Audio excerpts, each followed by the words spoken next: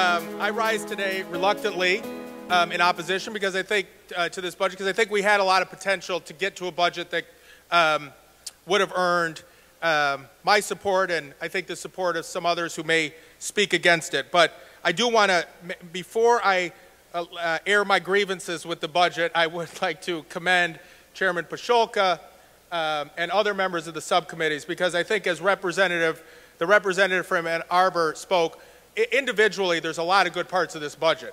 And particularly for me in the Department of Community Health budget, I think we did a lot of good things to stitch that budget together and add $1 billion in addition to what we sent out of here originally in funding for Healthy Michigan back to help people in our state keep and maintain quality health care. That's a real positive.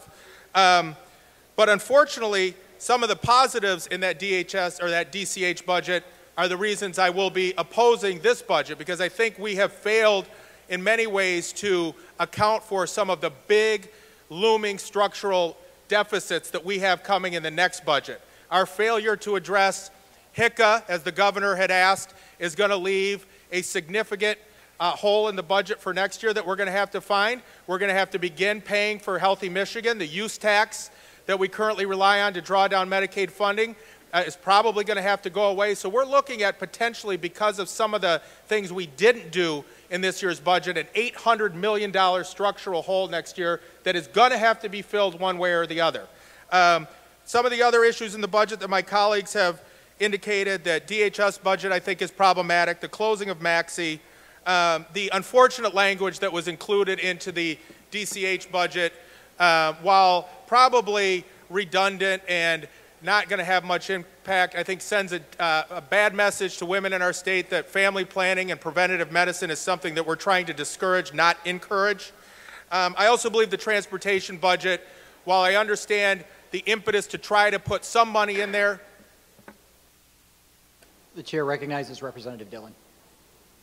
I understand the pressure or the impetus to put some general fund money in there. I would argue vehemently that the roughly $250 million in increased general fund money would be spent in a lot better way, in a more effective way in other parts of our budget than simply putting more Band-Aids on the roads that we have. Until we have a long-term transportation fix, I don't believe that that money is going to be spent efficiently or is going to have the most positive impact.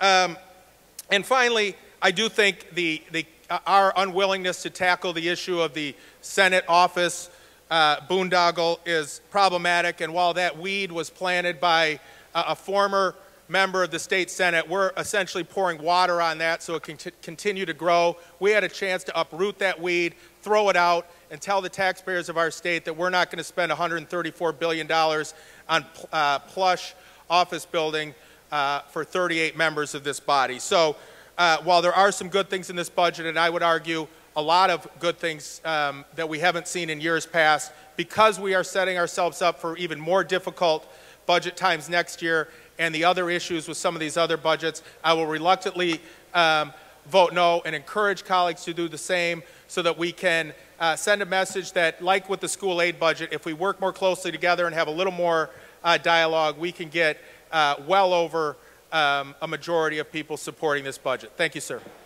Mr. Speaker, on question of adoption of the conference report on Senate Bill 133, there are 70 aye votes and 39 nay votes. A majority of the members elected and serving having voted therefore, the conference report is adopted.